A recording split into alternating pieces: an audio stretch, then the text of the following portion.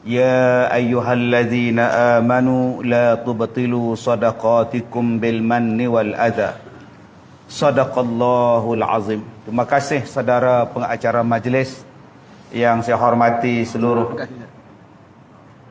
Yang pegang tak ada? Tak ada yang pegang? Oh tak ada ya? InsyaAllah beli lain, InsyaAllah. Lagi cantik. Okay. Itulah kegemaran saya yang pegang.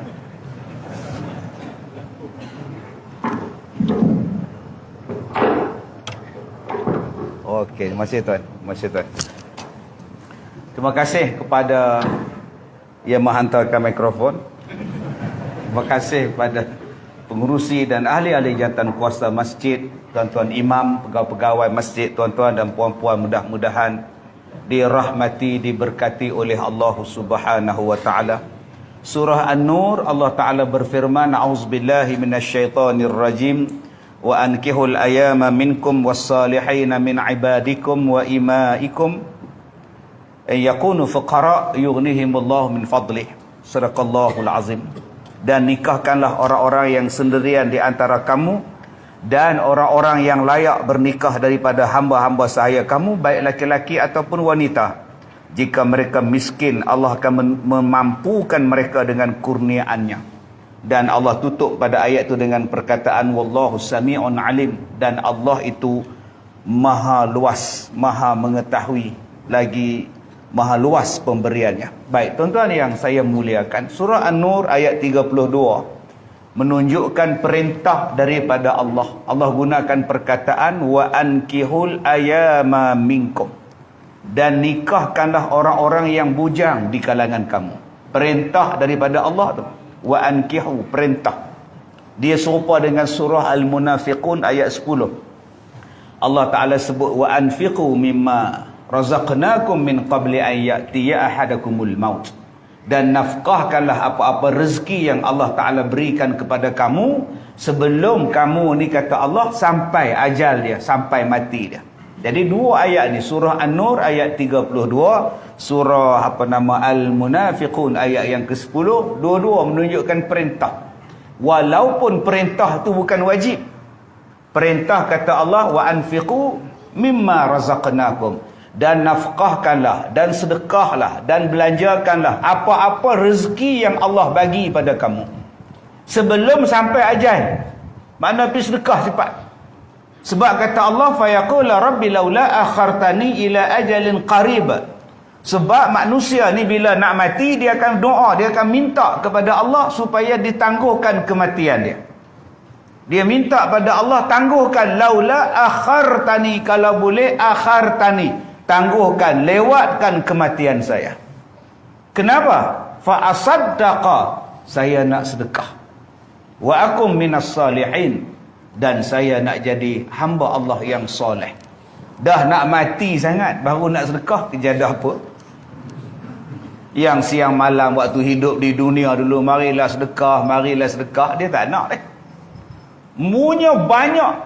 Elok sebut sedekah, elok tabung berjalan. Astaghfirullahalazim. Masya Allah. Saya tak ada rancang pun dengan dia orang, tuan-tuan. Kebetulan semua ni. Ya, lagi pandai Ustaz, timing cantiknya. Kita buat sedekah, mereka bayar tabung cantik. Tak ada cantik, tuan-tuan. Tu tanda-tanda dia tu. Tu tanda-tanda dia seru. Ya, betul Haji, lama tak nampak tu Haji. Ya. Tanda-tanda seru tu, adalah dah seru. Allah Ta'ala sebut dalam ayat ini, bersedekahlah kamu, walaupun dia sunat, tapi Allah Ta'ala sebut. Allah Ta'ala kata infakkan, nafkahkan. Punya banyaknya seruan untuk jadi baik dalam dunia. Selama ni kau tak buat, tapi bila kau mati, pandai pula kau minta panjangkan umur aku. Dah hampir sakarat. Apa dia sakarat? Sakarat maknanya mabuk. Sakarat maknanya mabuk. Mabuk mati. Sakaratul maut. Orang yang berada dalam gelombang kesakitan mati. Apa tanda dia? Satu, tengok di atas. Orang Melayu sebut mandang ke atas. Udah mandang tadi. Weh cepatlah weh. Komen tengok bapak komen. Udah mandang. Tengok di atas. Jadi kalau dia asyik tengok kanan, asyik tengok kiri, lambat lagi tu. Tambah yang datang tu pula grup marhaban, semua janda-janda pula dia tengok. Itu lagi lambat tuan-tuan. Lambat lagi. Mana satu leha janda mana, itu lambat lagi tuan-tuan. Dia bila sebut sakaratul maut, mata dah tengok di atas dan dia bunyi. Dia bunyi gar-gar. Itu bukan buang kahak tu. Jangan tuan-tuan pula kata kahak banyak dalam kerongkong gemuk ya. Tidak tuan-tuan, memang itu cara nak mati dia. Macam kita nak sembelih lembu nanti, hari korban nanti. Dia nak mati tu dia bunyi. Itu maknanya. Kalaulah kita tahu waktu dia nak mati tu apa sebenarnya dia yang minta. Jarang kita temu ramah orang yang nak mati ni, kita jarang temu ramah dia nak apa mau, jarang tuan. Semua pakai ngaji ngucap, diam, nangis semua aja. Cuma dalam drama aja bila nak mati nyembang. Nyembang, kalau mak mati kau jagalah bapa engkau. Jarang tuan-tuan kita tengok orang mati macam tu. Siap pesan ada suami dia, kalau Iyah mati, abang jangan nikah lain tau. Baik tuan-tuan. Lepas dia nanti mati nikah terus. Tuan-tuan, itu drama. Orang yang nak mati ni Allah Ta'ala sebut dalam Quran, dalam hati dia minta Allah bagi nyawa lagi, bagi nyawa lagi, bagi nyawa lagi. Nak buat apa? Fa asaddaqa, aku nak sedekah. Rupa-rupanya orang yang sakaratul maut, dia minta nyawa disambung lagi. Nombor satu sebab dia nak sedekah. Macam yang tuan-tuan dubuh dalam tabung, macam yang tuan-tuan duk sedekah pada masjid ni. Saya tengok masjid ni cantik tuan-tuan, Masya Allah. Masuk dalam tandas pun cantik, rasa tak mau keluar. Tandas cantik, kapet cantik, nak buat menara pula, subhanallah. Harap-harap pengisian dia pun cantik. Jadi apa yang tuan-tuan sedekah pada masjid ni, insya-Allah Allah terima. Insya-Allah berpanjangan pahalanya selepas kita mati. Tapi ada orang yang bila disebut sedekah, dia buat bodoh. Buat nohen, kata orang Parit. Nohen je. Itu bahasa orang Perak, nohen je rupanya. Macam tak ada tangan je, nohen je. Diam je. Bila nak mati, minta pula dia pada Allah. Panjangkanlah umur, aku nak sedekah. Waktu hidup kau tak nak. Waktu sihat kau tak nak. Yang kedua, wa akum minas salihin, dan aku nak jadi orang soleh, kata dia. Minta Tuhan, aku nak jadi semayang, aku nak buat semayang balik. Dulu azan sampai terkeluar nak tekak tu imam tu bilai, haram dia datang semayang. Terkeluar nak tekak, tak semayang dia. Lalu je dia tengok malam ni ramai, apa hal ramai malam ni? Dia kenuri ke? Kenuri saja fikir dia. Dia bukannya fikir dia ceramah ke, ada kuliah ke, apa ada ramai, ada makan, tak ada, dia berkabur malam ni, ada makan pun. Kerja dia makan, dia fikir entah ni.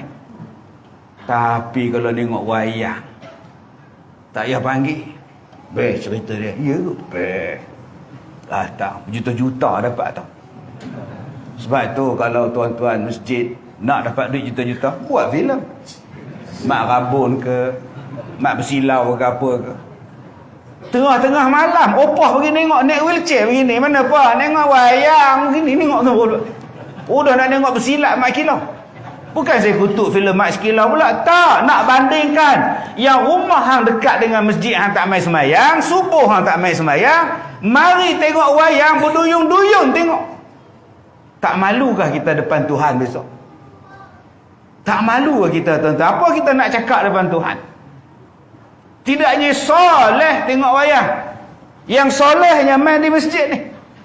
Innama ya'muru masajidallah man amana billahi wal yawmil akhir.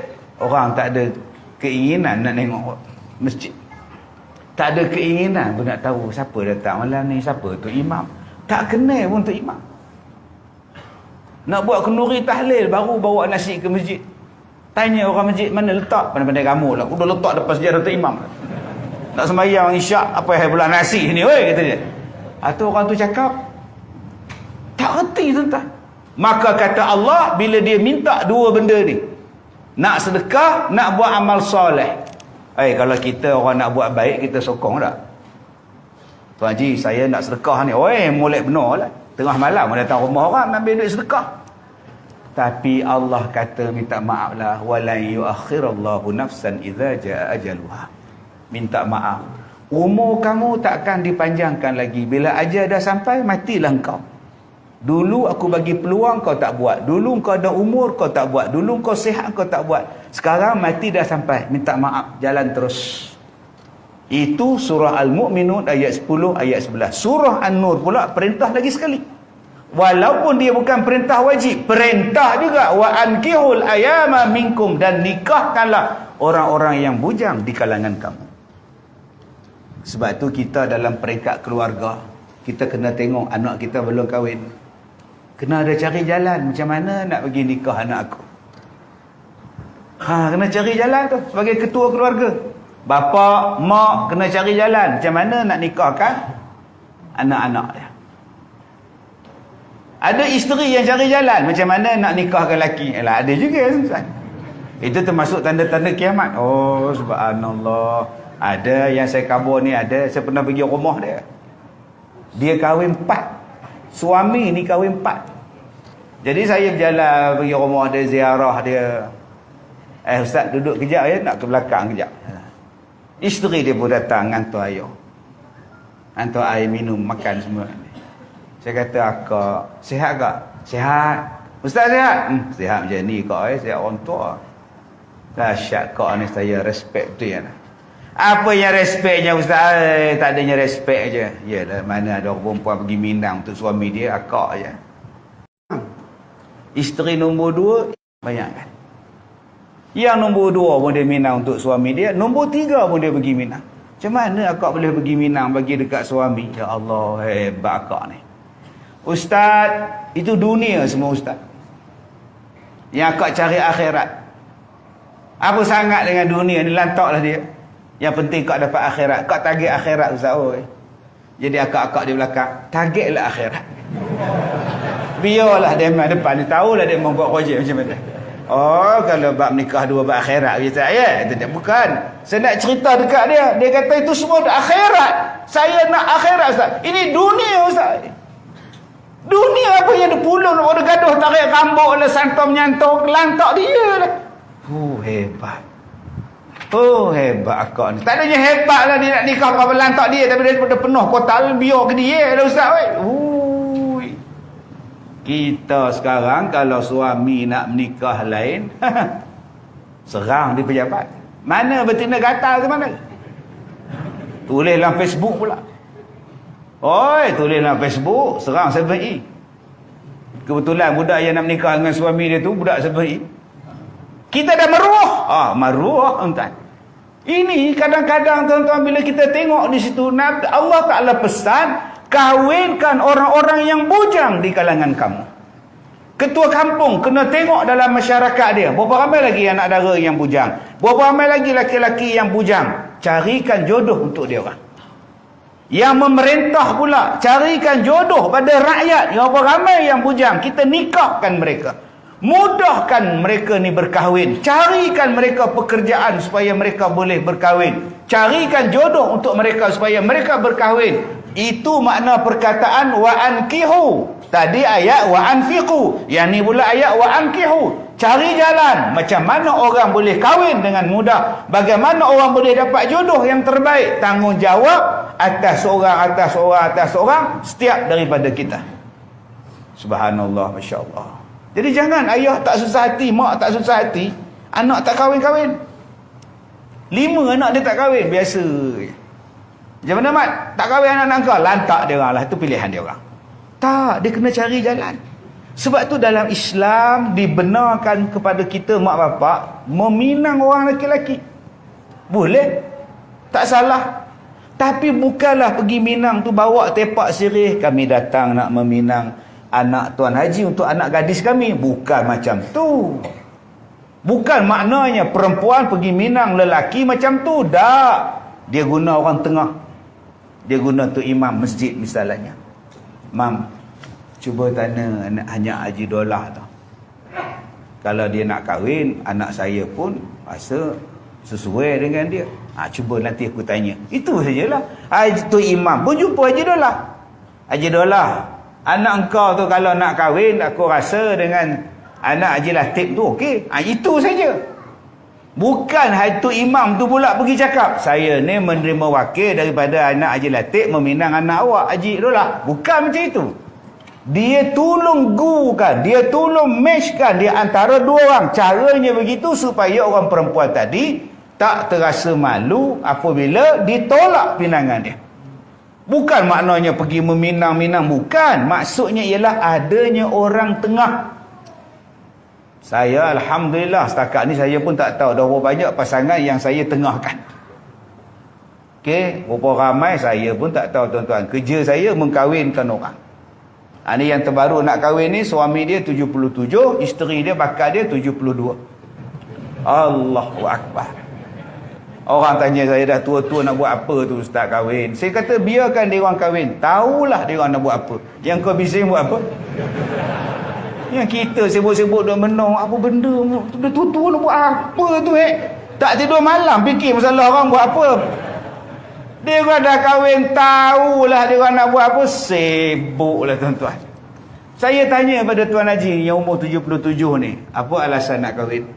Saya malu menghadap Allah dalam keadaan saya bujang. Menyandor saya gini. Cara cakap tu macam wali entah, malu menghadap Allah dalam keadaan bujang ustaz. Berapa ramai yang tak malu menghadap Allah dalam keadaan meninggalkan sembahyang. Berapa ramai yang tak malu menghadap Allah dalam keadaan pegang harta riba. Kereta riba, rumah riba, handphone riba. Handphone pun riba sekarang. Tak malu kan mati menghadap Allah dalam keadaan kita ini main riba, sedangkan riba tu ialah fa'zanu biharbin minallahi wa rasulih.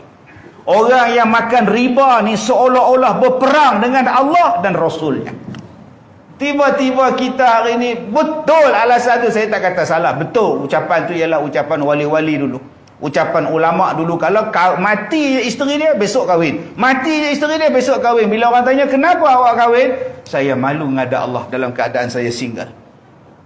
Itu kata-kata ulama dulu-dulu. Tuan-tuan boleh buka dalam kitab. Tapi maksud saya hari ni, berapa ramai yang tak malu jumpa Allah, sedangkan dia banyak lagi hutang tak selesai dengan Tuhan. Di antara benda yang kita tak selesai dengan Tuhan ialah buruk sangka. Buruk sangka dengan Allah.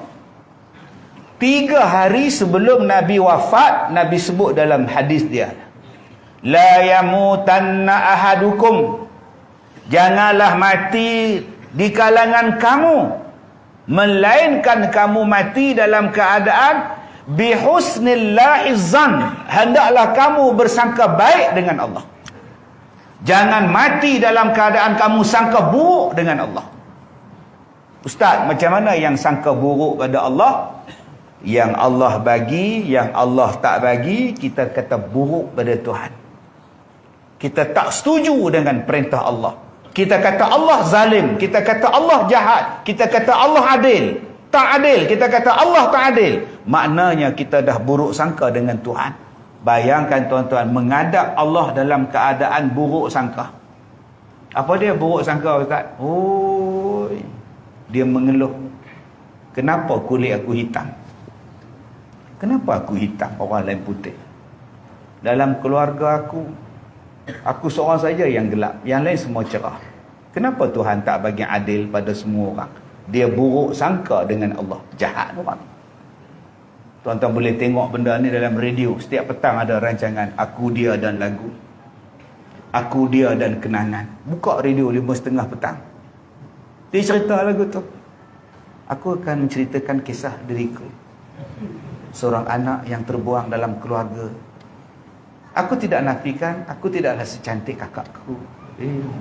Kita duduk dalam kereta tu dengar, mereka putih, bergaya, cantik. Berbeza dengan aku yang agak gelap, gemuk dan agak rendah. Aku pun heran, kenapa Allah jadikan aku begini? Engkau heran dengan Tuhan? Engkau nak tanya Tuhan? Benda macam ni tuan-tuan, P. Ramlee dah lama dah tanya dalam penarik beca tu. Oh Tuhanku, mengapakah kau bezakan hidupku? Apa benda kau?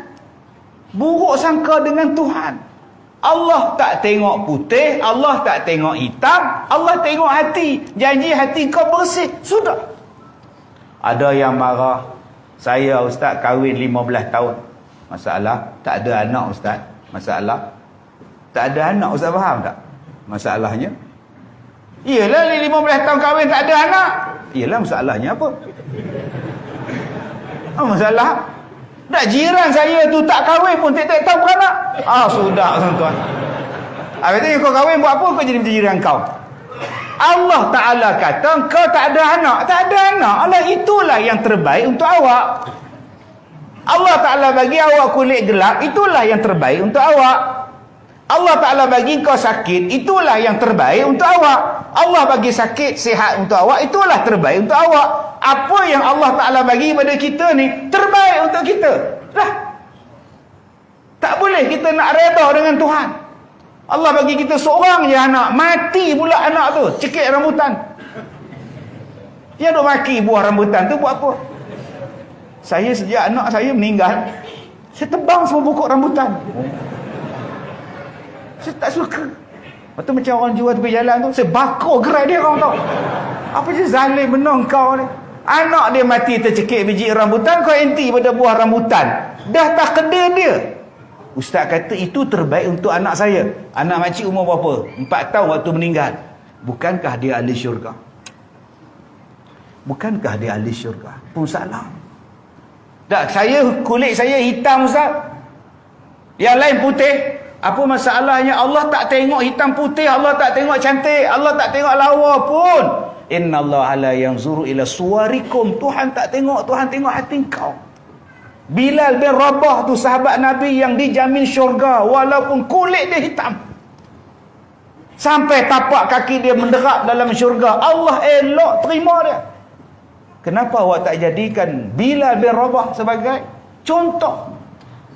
Walaupun dia hitam, tapi suara dia, amalan dia, sampai sekarang nama orang yang azan, nama dia Bilal. Walaupun sebenarnya azan itu muazzin. Yang azan tu sepatutnya panggil muazzin. Tobat lahum kita tak panggil. Kita panggil Tok Bilal. Mana ada orang panggil muazzin? Muazzin tu siapa? Astagfirullahaladzim. Dia tak kenal dia. Tok Bilal. Oh, katalah Tok Bilal. Nampak tak? Berkatnya tuan-tuan. Memang suara orang kulit gelap semua sedap-sedap.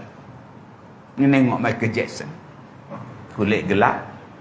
Tengok zaman orang putih dulu, Nat King Cole, Rexels in the Sunset. Wow, nama sebut nama pun takut tuan-tuan. Cara suara dia pun garau lah. Suara sedap-sedap. Tengok Ning Baizura, suara nampak tuan.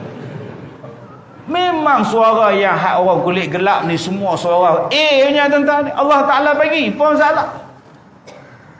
Jadi jangan kita rasa Allah Ta'ala ni zalim, Allah Ta'ala ni tak adil. Jangan buruk sangka. Termasuklah di dalam rumah tangga. Baru ni saya cakap dengan satu ustaz daripada bahagian rumah tangga. Tuan-tuan, orang yang paling banyak bercerai dalam Malaysia ni, nombor 1 negeri Selangor, nombor 2 Johor, nombor 3 Kedah. Saya kata alhamdulillah saya orang Perak, tak masuk pingat mas, Perak Gangsa tak termasuk, alhamdulillah lah.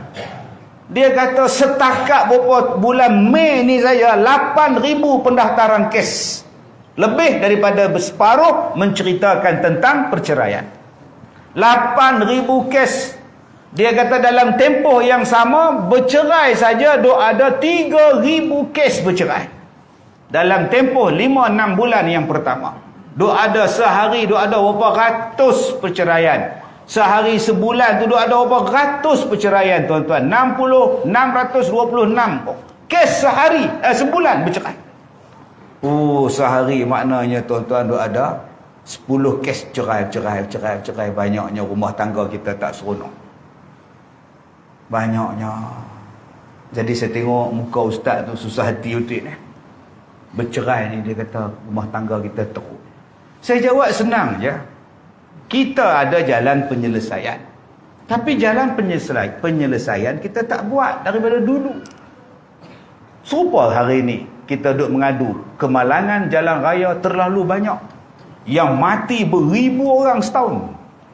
Beribu orang dalam sehari, beratus orang mati kemalangan. Kenapa? Macam mana cara? Ada yang komplain sekarang jam lah. Dari kampung bahagia nak pergi ke Teluk Intan tu pun ramai. Bapa. Itu makna jam lah tu. Bapa. Kalau mak kurang sikit, oh jam betul kamu bahagia sampai ke Teluk Intan. Mak jarang lah. Dia mesti bapa.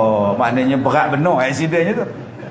Kita kalau masalah besar tu, bapa, kata orang Perak ada.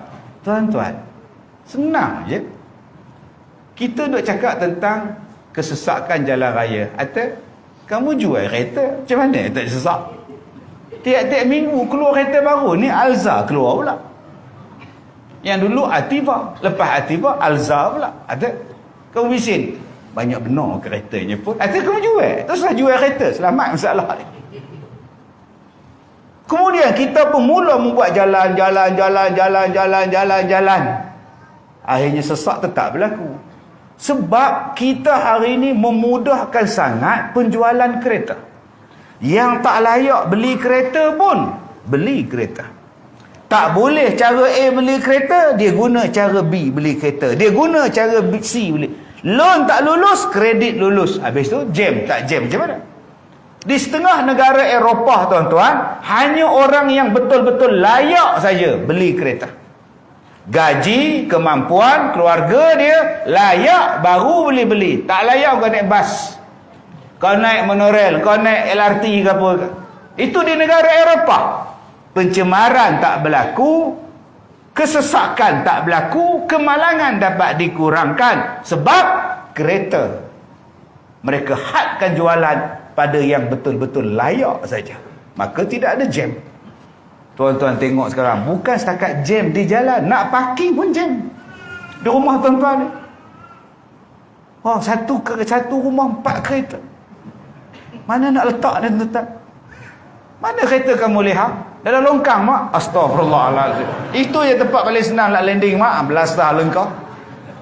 Jadi nombor 1, kontrol balik. Kontrol balik. Dan yang keduanya, tingkatkan pengangkutan awam supaya orang naik pengangkutan awam.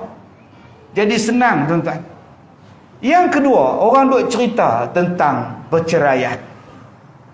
Buruk sangat ke perceraian? Sedangkan perceraian itu diizinkan dalam agama. Kalaulah cerai itu tak diizinkan, agak-agak apa jadi dunia ni? Isteri kena pukul, masuk hospital Teluk Intan. Doktor tanya, siapa yang pukul awak? Suami. Dah berapa kali dah? Tiap-tiap hari. Tak nak cerai? Islam tak bagi. Ada? Sabar je lah. Innallaha ma'as-sabirin. Oh, mampu je tuan. Kalaulah cerai tak boleh, hara kita. Mana suami awak? Suami saya pergi ke mancing laut. Apa tu? Dah sampai sekarang tak baliknya. Berapa lama dah? Dah 6 tahun. Tak nak kahwin lain. Kahwin apa? Dia cerai. Tidak, tunggu dia lah. Cerai ini satu bentuk menyelesaikan masalah. Perceraian adalah satu bentuk menyelesaikan masalah yang tak boleh selesai kalau tak bercerai. Dan kadang-kadang dengan sebab bercerai, kita jumpa orang lain yang lebih baik daripada bekas pasangan kita. Dapat suami yang pertama panah baran, penampar, penerajang, penumbuk siang malam. 3 tahun kahwin, cerai. Sekarang makcik tadi pergi ke pasar dekat dengan kampung bahagia tu, senyum je. Udah tembun badan dia, sihat dah sekarang.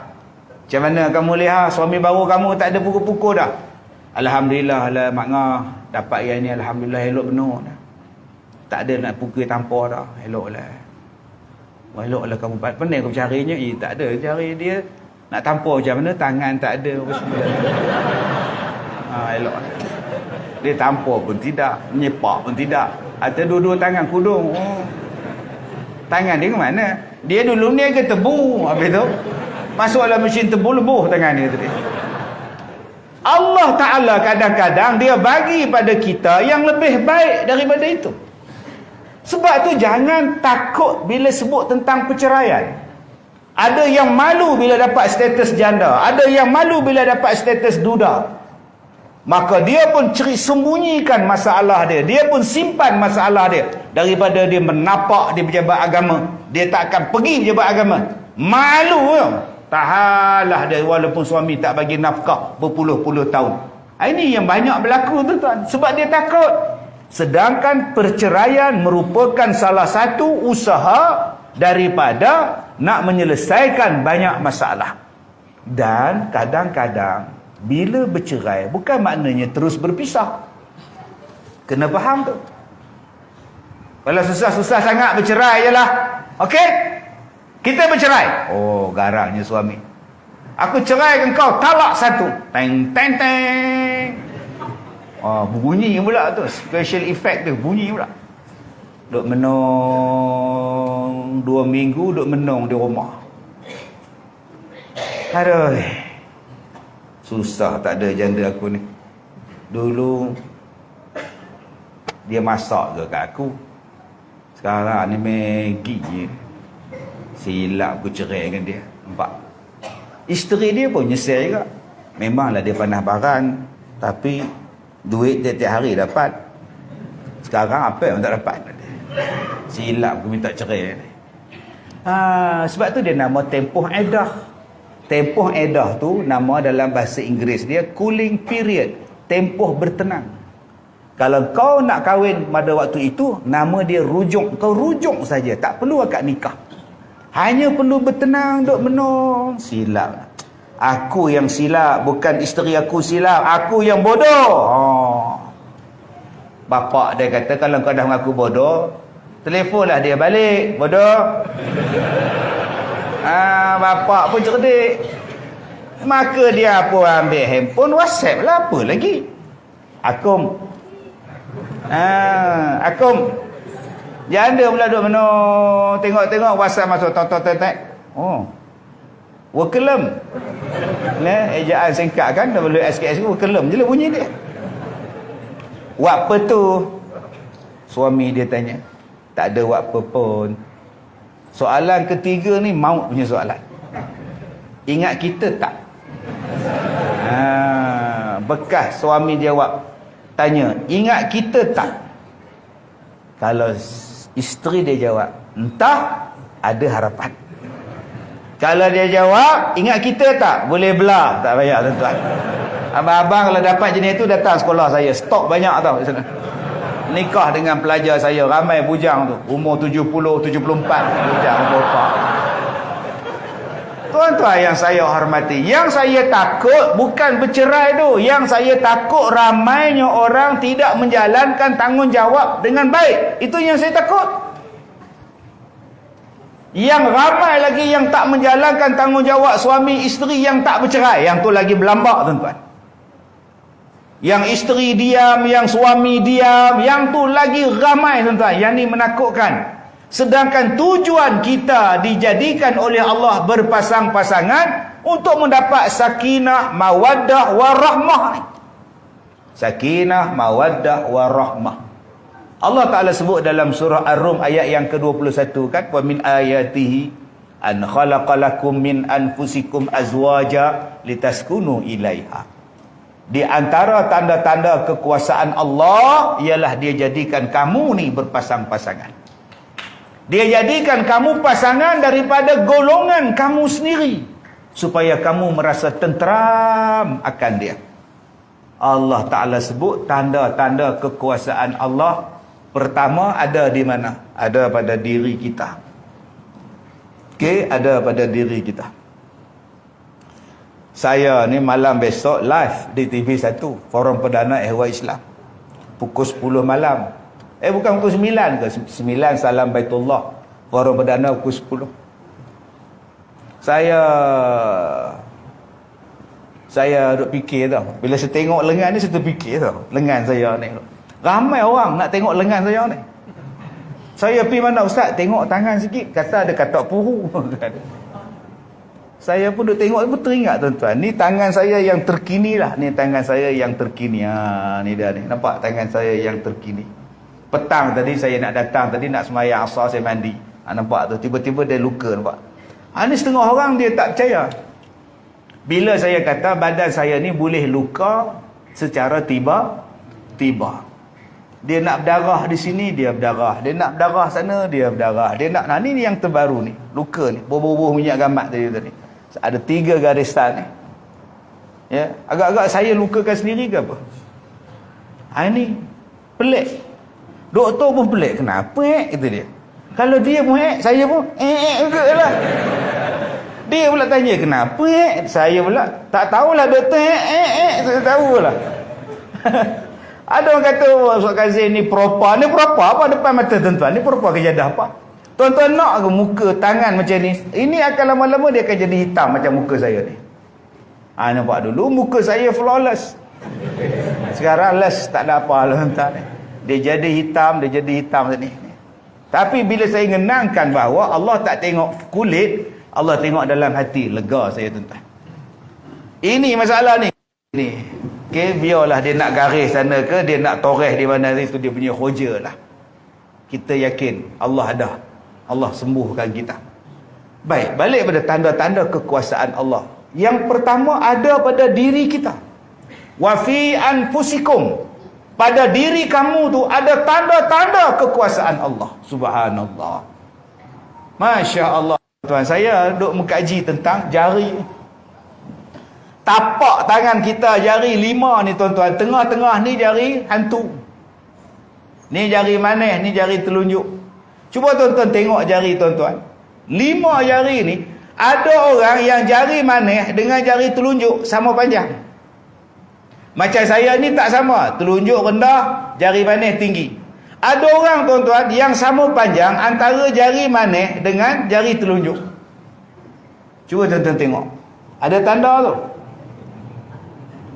Ada tanda meski, ada tanda papa kedana itu je. Ada yang jari manis dia rendah, jari telunjuk dia tinggi. Saya ni pula jenis jari telunjuk rendah, jari manis atas. Dia ada tanda tu. Ada tanda cap jari. Ada tanda cap jari. Kita berbeza antara satu sama lain. Tak sama. Tuan-tuan tahu tak, bila saya sakit hari tu, doktor datang. Ada 5 doktor daripada Institut Penyelidikan. Dia ambil penyakit saya ni sebagai kajian dia orang.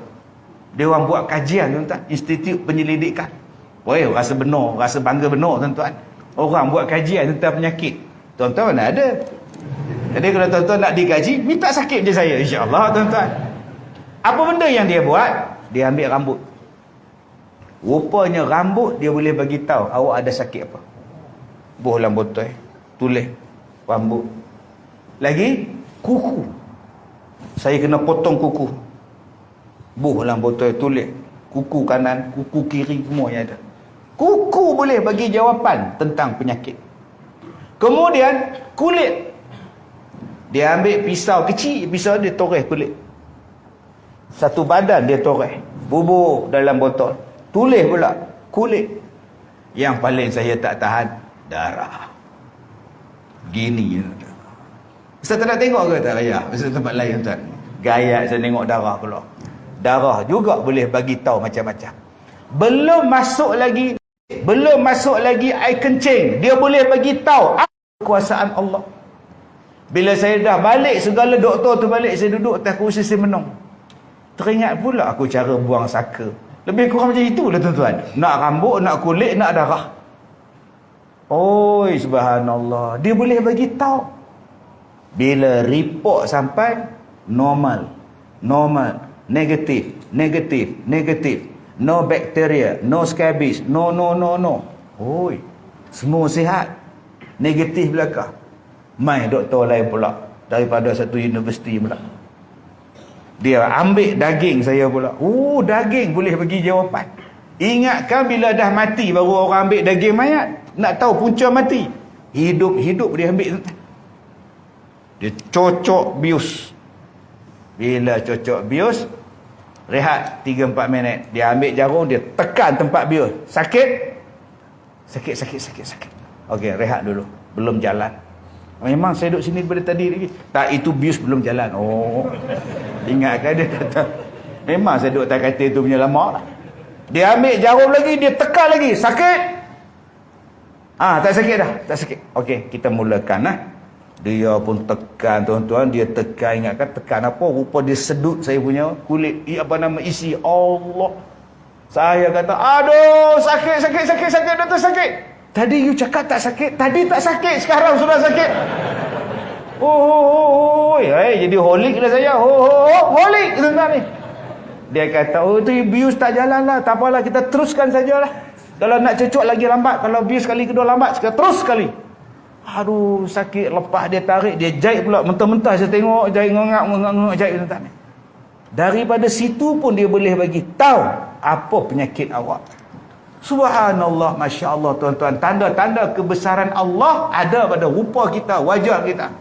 Ni yang datang malam ni, tak ada siapa suara dia serupa. Muka punya ramai, suara tak sama.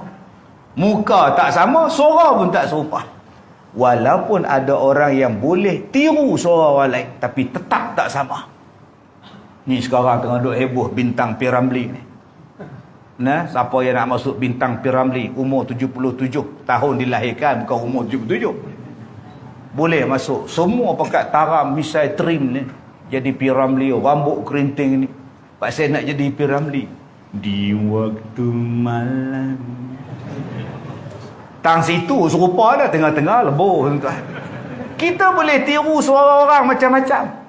Ada orang kata Ustaz Kazim boleh tiru suara jemaah Alhamdulillah. Kilauan bintang berkelip-kelip. Hazura. Tuan-tuan, tuan-tuan. Kadang-kadang dia jadi haji bakhil. Menurut urat ini tandanya Cikgu Murni nak kahwin dengan orang kaya. Itu haji bakhil, tuan-tuan. Manusia boleh tiru suara, tapi tak selama-lamanya suara dia serupa. Tanda-tanda kebesaran Allah ada pada diri kita. Kadang-kadang orang duk petikai, tuan-tuan. Saya macam-macam orang tanya. Tapi saya tak boleh layan buang masa, tuan-tuan. Ada yang tanya baru ni dekat saya, betul ke piramid Firaun bina menara 15 km? Tak nak jawab saya. Kamu memberi jawapan pandangan mengikut zaman kamu. Kenapa kita tak fikir yang kita hidup di zaman itu? Apa penyakit kita? Penyakit kita, kita menganggap bahawa kita lah yang paling moden. Itu penyakit kita. Penyakit orang sekarang ialah menganggap zaman ini zaman paling maju. Itu salah. Dalam Al-Quran berkali-kali Allah Ta'ala sebut zaman dulu lagi canggih pada zaman sekarang. Jangan tuan-tuan duk perasan tuan-tuan awak menara masjid tu paling tinggi. Zaman piramid zaman dulu tak ada. Tak ada aku cakap. Jangan cakap macam itu. Allah Ta'ala sebut, tuan-tuan boleh buka dalam Quran. Kemajuan di zaman dulu lebih kuat, lebih canggih daripada kita. Asyadda minhum quwwah. Kalau tuan-tuan bayangkan yang tuan-tuan sekarang ni paling canggih, itu kesilapan kita. Nak tengok dalil canggih tak canggih zaman dulu, sampai sekarang kita tak boleh bagi tahu macam mana piramid boleh angkat batu-batu piramid tu, boleh angkat susun. Sampai sekarang tak boleh bagi tahu. Dan sampai sekarang orang masih berteka-teki batu yang digunakan buat piramid daripada jenis apa? Batu tanah liat ke? Batu diambil daripada sungai tempat lain ke? Dihanyut dalam sungai ke? Siapa yang susun? Sampai sekarang punya canggihnya orang dulu buat bangunan, sampai orang sekarang tak tahu macam mana bangunan tu dibina. Bila dah canggih sangat tak tahu dibina, orang zaman sekarang selesaikan masalah dengan cara yang cukup mudah. Alien yang buat. Kita memang tak tahulah sebab FO datang dan mereka lah yang buat. Asyadda minhum quwwah. Orang zaman dulu sangat kuat dan sangat hebat daripada kamu sekarang ni. Sangat kuat dan sangat hebat. Ada tempat yang Allah simpan lagi. Sebab tu Allah kata, ingat suruh berhenti. Astagfirullahalazim. Tanya apa-apa. Baik tuan-tuan. Tak mana tadi ya? Lupa. Terkejut ke Abang Haji.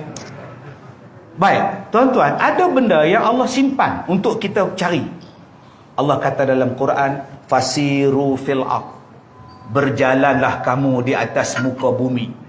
Fanzuru kaifa kana aqibatul mufsidin. Kamu tengok kesan-kesan orang-orang yang melawan Tuhan, yang melakukan kesalahan, kerosakan. Sebab tu Allah simpan lagi. Ada yang Allah ranap. Yang Allah ranap kaum Samud, kaum Ad, kaum Lut, ranap langsung tak nampak. Seolah-olah tak pernah hidup mereka itu. Tapi ada kaum yang Allah simpan mereka. Ada kaum yang Allah simpan cuma mayat, bangunan tidak ada. Ada yang Allah simpan hanya bangunan, mayat tidak ada. Ada yang bangunan ada, mayat pun ada. Yang ni yang Allah Ta'ala simpan. Salah satunya tuan-tuan pergi ke Petra. Pergi ke Petra di Jordan. Macam mana mereka boleh pahat gunung buat istana.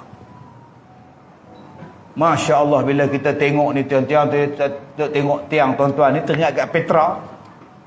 Cantiknya mereka ni, siapalah tukang mana yang pergi pahat lawa sangat ni.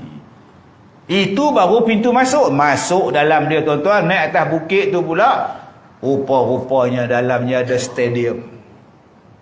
Dalam tu batu gunung ni jadi stadium. Boleh bayang tak zaman kegemilangan dia macam mana? Tengok belah kiri ni pula, lubang binatang apa pula tu? Rupanya lubang mayat keranda kubur mereka duduk atas gunung. Tengok di tepi jalan ni pula longkang binatang apa pula longkang ni? Longkang ni adalah air yang dibawa naik ke atas. Bayangkan tuan-tuan, mereka duduk atas bukit, air daripada bawah naik di atas. Apa teknologi dia orang? Mengalirkan air naik di atas. Manusia tak boleh fikir. Manusia tak boleh fikir tuan-tuan.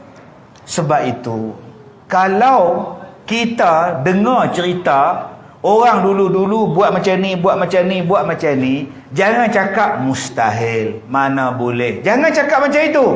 Awak kena cakap ilmu mereka belum sampai pada kita. Tunggu satu hari nanti, baru sampai gamak dah.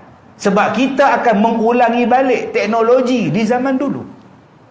Teknologi itu ada akan zaman dulu. Tuan-tuan fikir sendirilah. Nabi Nuh. Tuan-tuan ni dah pergi umrah. Tuan-tuan dah pergi ke Mesir. Tuan-tuan dah pergi ke Iraq. Tuan-tuan dah pergi ke Jordan, Turki. Sekarang sebut Turki. Ejaan dia Turki. Mana ada kayu-kayan yang boleh buat kapal? Cuba tuan-tuan fikir tak? Allah Ta'ala sebut pada Nabi Nuh, wasna'il fulk bi'ayunina wa wahyina. Wahai Nuh, buatlah kapal dengan pemerhatian daripada kami, wahyu daripada kami. Pergi buat kapal. Soalan dia, kayu yang buat kapal Nabi Nuh, dia ambil dari mana? Nak kata ambil daripada Mekah, Madinah. Kayu apa ada sana? Kurma ya. Kurma tak tahan banjir tuan-tuan. Nak dibuat daripada apa? Kayu tu duduk di mana asal dia? Di mana tempat asal Nabi Nuh alaihi salam? Dan bagaimana kapal Nabi Nuh itu, kepalanya di mana, mudiknya di mana, hulunya di mana? Pergi kepada kapal tu landing atas bukit Judi, wastawat alal Judi. Muncung kapal tu daripada mana? Ke sana kah muncung dia? Ke depan kah dia? Kalau ke depan dia, maknanya dia dari belakang. Belakang tu, kawasan tu dari mana? Banjir yang bawa bahtera Nabi Nuh tu dari mana sebenarnya? Tempat yang penuh dengan pokok kayu, kayu yang tebal-tebal, kayu yang tahan lama. Kajilah balik. Jangan bila kita tak jumpa kajian, kita kata apa ni. Sebab tu dalam kitab-kitab dia membicarakan tentang kaki, tentang batu dan sebagainya. Jangan awak kilometer zaman dulu tak sama tuan-tuan. Kesilapan kita ialah membayangkan kadar kiraan sekarang dengan kadar sana. Itu silap. Dan kadang-kadang ustaz yang cakap tu pun kadang-kadang dia tersilap. Membayangkan jumlah kilometer sekarang ni dengan jumlah batu zaman dulu. Ini kena luasnya ilmu. Bila kita belajar tentang kiraan batu, orang Rom batu dia berapa? Orang Mesir kuno kiraan batu dia berapa? Yang kita pakai sekarang ini diguna pakai oleh Amerika dengan kerjasama daripada British pada ujung tahun 1800 baru diguna sekarang ni. Satu batu bersamaan 1.6 kilometer lebih kurang begitu. Tetapi kalau kita lihat di zaman dulu kerajaan Rom, kiraan batu kerajaan Rom yang memerintah di Mesir, yang memerintah pada masa itu kawasan di Mesir dan sebagainya, satu batu itu lebih kurang zaman sekarang ni lebih kurang 600 meter. Kalau 10 batu tuan-tuan bersamaan 600 meter saja ketinggian dia, bukan sampai berbelah-belah. Tang situ kesilapan di dalam mentafsirkan tentang jumlah batu mengikut kiraan Rom, mengikut kiraan orang-orang Mesir purba ataupun zaman sekarang. Kesilapan kita tadi ialah memahamkan sekarang. Benda tu ada dalam kitab. Sebab tu jangan memperolok-olokkan, jangan menafikan, jangan kau petikaikan. Kalau tak sampai pada akal engkau, jangan kau menafikan, memperolokkan. Banyak benda yang dalam Quran yang tak tercapai akal. Contohnya apa? Tidur dalam gua 309 tahun. 300 tahun tidur. Sains boleh fikir macam mana dia tidur. Cuba tuan-tuan tidur dalam masjid ni. Baru 3 minit. 300 tahun. Tak berjanggut ke? Tak berlumut ke demam ni? Semut tak masuk telinga ke? Tidur dalam gua tak ada semut masuk ke? Ular tak datang, ular. Kita kalau duduk dalam gua, ular fikir. 309 tahun, jantung dema macam mana? Makan minum dema macam mana? Sains tak boleh fikir. Dah Allah Ta'ala kata jadi, jadilah. Oh, dahsyat. Dia buat cicak pula dah. 309 tahun tidur. Dahsyat. Bang, Allah kata tak dahsyat bang. Am hasibta anna ashabal kahfi warraqim kanu min ayatina. Allah jawab, apa kamu sangka ashabul kahfi tidur 309 tahun tu hebat? Kamu rasa dah luar biasa sangat? Belum lagi Pak Long. Kita rasa tidur 309 tahun dah cukup hebat. Allah jawab, belum. Sikit sangat. Ada seorang laki-laki, nama dia Zulkarnain. Dia menguasai 2/3 dunia ni tuan-tuan. Bawa segala tentera dia semua tunduk pada dia. Datang dia pada satu negeri, orang kampung Kaabah, untuk sidang Kaabah. Dia kata, tuan, balik gunung sana tu ada 2 bangsa kerajanya rokok kami, menyerang kami, ambil makan kami apa semua, tolonglah kami kejap. Ganas penuh orang balik gunung tu. Zulkarnain pun pergi tengok. Dia tengok, wah ramai gila orang belah sana. Besar-besar gila orang belah sini. Kalau tak disekat dia orang ni, habis diserangnya. Dia turun dari bukit, baik aku tolong kau mai. Carikan aku besi. Carikan aku tembaga. Moh kayu api. Kita bakar kayu, kita bakar besi, tembaga, kita buat benteng. Supaya orang sana tak boleh serang Qomat. Nama dia benteng Ya'juj dan Ma'juj. Yang jahat balik sana tu Ya'juj dan Ma'juj. Tuan-tuan bayangkan, tembok apa yang tak boleh dipanjat? Ambil tangga lah panjat. Tak pun baling tali, bum, jatuh, tarik. Tak pun gerudi ke? Tak pun guna lastik yang besar. Tarik lastik, letakkan orang, lepaskan, lompat. Sampai sekarang, tembok tu tak boleh rempuh, tak boleh runtuh, tak boleh dilepasi, tak boleh dipanjat. Tembok jenis apa ni? Sains boleh bagi jawapan. Otak kamu zaman sekarang boleh bagi tahu tembok apa? Bangunan apa yang tak runtuh ni? Tak boleh bagi tahu. Otak kita tak ada ilmu itu. Ilmu awak tak sampai tahap itu.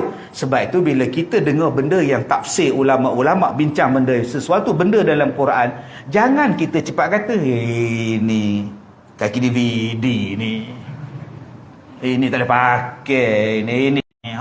Macam-macam tentang pisang dia balut. Ilmu kita ni sikit. Yang kita sekarang ni kecil, otak kita kecil nak bandingkan orang dulu-dulu. Orang dulu-dulu bayangkan teknologi apa, nak buat kapal dia seorang. Tuan-tuan nak buat masjid ni berapa ramai orang? Mesti dia ada teknologi yang canggih. Tuan-tuan ingat dia pikul papan gitu je. Hoi, hoi, ya, hoi. Tuan-tuan ingat dia macam tu je buat. Gunalah otak sikit. Macam mana dia orang buat piramid. Dalam piramid tu boleh simpan mayat, boleh simpan makanan, boleh simpan benda dan tak masuk udara dalam dia. Langsung tak rosak bangunan dia selama 5,000 tahun. Tuan-tuan bayangkan masjid ni 5,000 tahun. Agak-agak apa jadi? Tak payah 5,000 tahun. 5 tahun tak duduk, habis. Kipas lebuh, aircon lebuh, kapet lebuh. Tongkat mimbar lebuh. Naik lori ngangkatnya. Tapi demo 5,000 tahun tak hancur mayat Firaun. Otak tak boleh fikir. Otak tak boleh fikir. Macam mana memang tak raput mayat ni? Orang jahat memang macam tu tadi. Orang jahat memang lah tak raput. Senang bagi alasan. Jawapan dia ialah kebijaksanaan yang Allah bagi. Jadi tuan-tuan, benda pelik-pelik ada pada kita. Jadi jangan kita rasa kita ni hebat sangat. Hak lain ciptaan Allah pun hebat. Tanda-tanda kekuasaan Allah ada di sekeliling kamu. Kadang-kadang tanda-tanda kekuasaan Allah ada di langit. Nama dia matahari, bintang, bulan. Tanda-tanda kekuasaan Allah ada di laut, di air. Dan kata Allah, di antara tanda kekuasaan Allah ada di rumah kita. Ya Ustaz? Ya. Wa min ayatihi an khalaqalakum min anfusikum azwaja. Di antara tanda-tanda kekuasaan Allah, dijadikan pasangan kamu daripada jenis kamu sendiri. Di rumah kita ada isteri, di rumah kita ada suami. Suami dan isteri kita itu di antara tanda-tanda kekuasaan Allah. Masya Allah. Hebat. Macam mana tanda kuasa Allah tu Ustaz? Cuba tengok. Waktu awak lahir dulu, ada awak bawa surat nikah? Tak ada. Waktu awak tingkatan 4, awak kenal tak isteri awak tu? Kenal. Memang dia ketua kelas. Saya budak biasa lah. Memang saya benci kat dia lah kan. Dia sikit-sikit tulis nama hantar kat cikgu. Sikit tulis nama kat cikgu. Menyampah tu. Lepas tu macam mana boleh menikah pula? Saya pun tak tahu Ustaz. Sama-sama kerja kilang Ustaz. Kenan pula. Padahal tak tahu Ustaz. Itulah tanda kekuasaan Allah. Daripada tak suka, Allah timbulkan perasaan suka. Sekarang anak 8. Mak macam mana mak boleh kahwin dengan ayah? Ayah kamu tu tahu lah mak. Jahat benar ni RZ ngorak mak tadi. Tahun bila tu mak?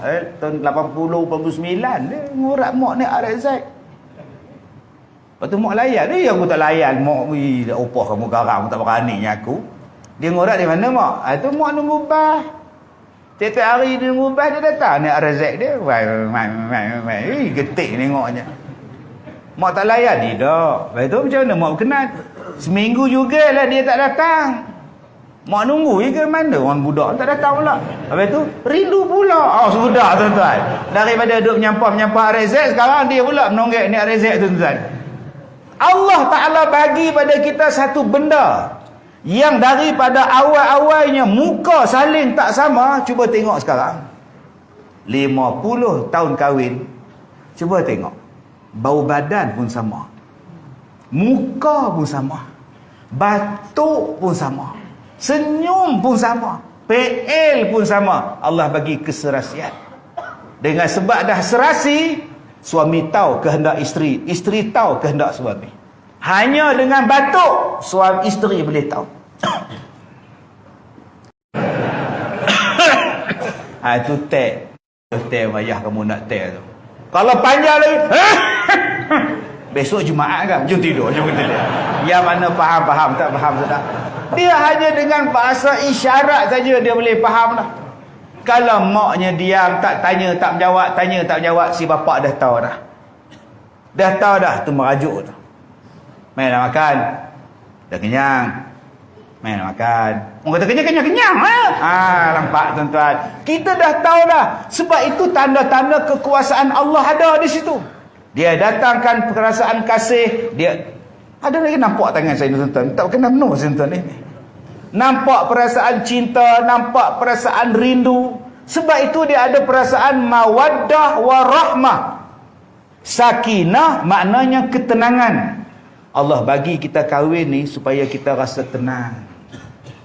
Kita rasa tenang. Abang-abang yang belum tenang, nikah cepat.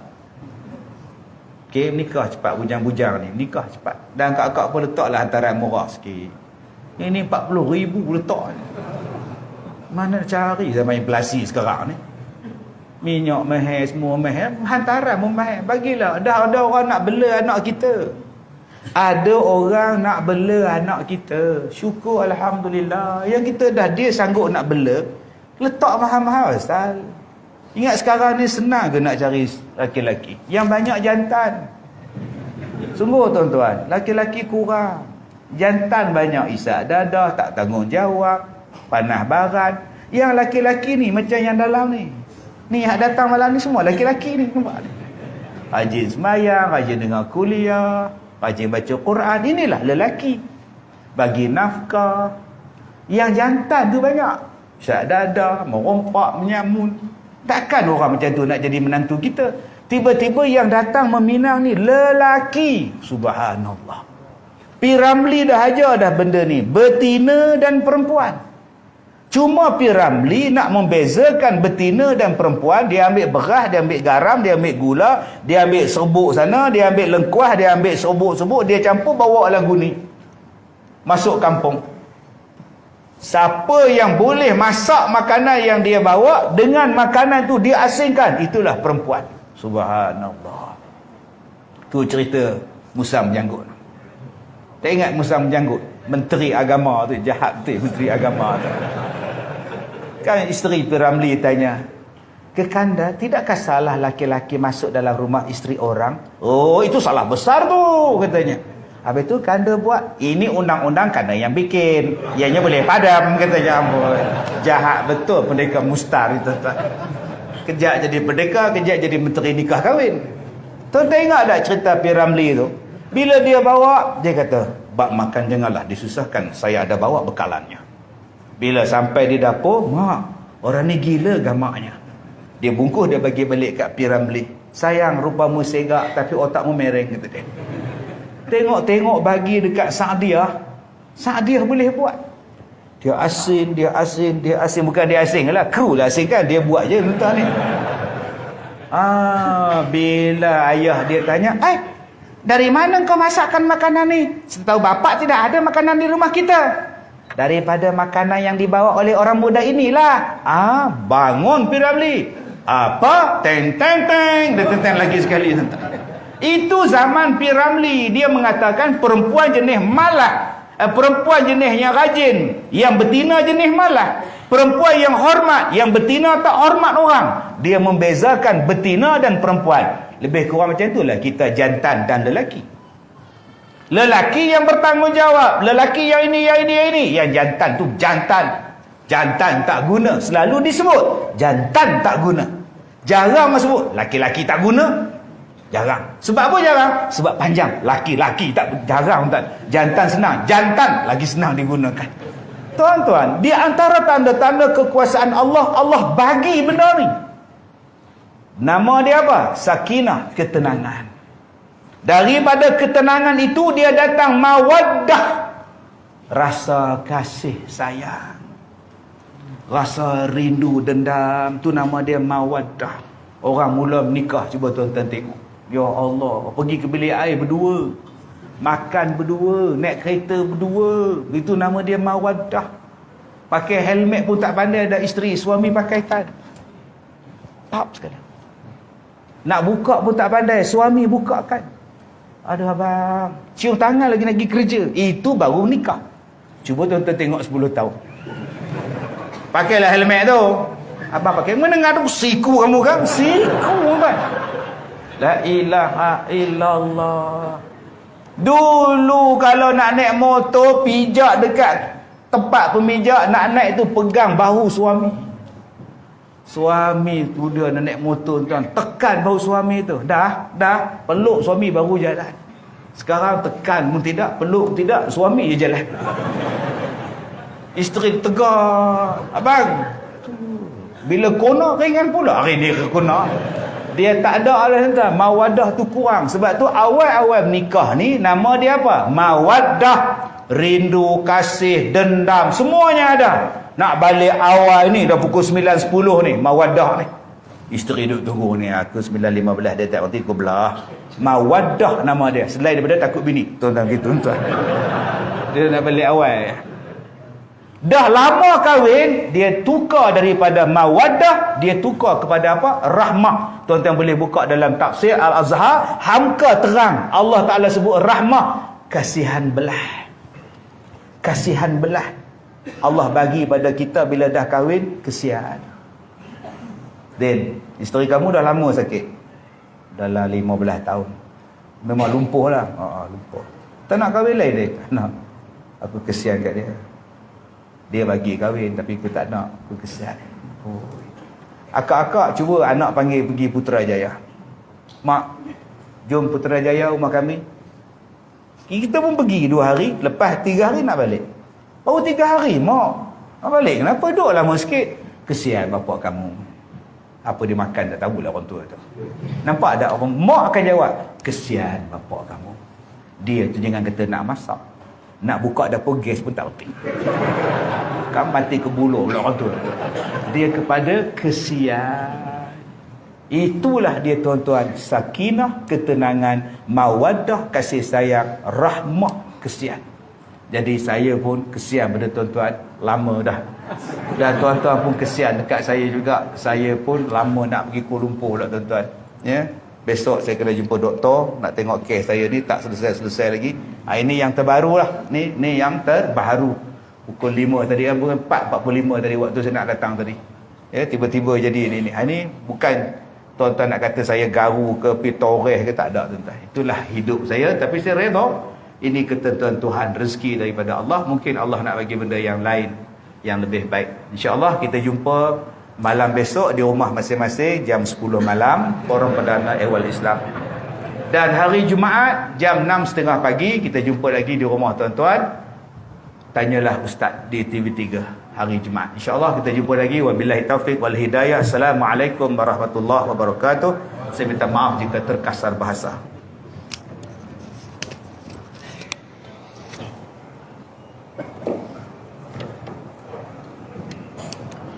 Terima kasih diucapkan kepada Al-Fadhil Dato'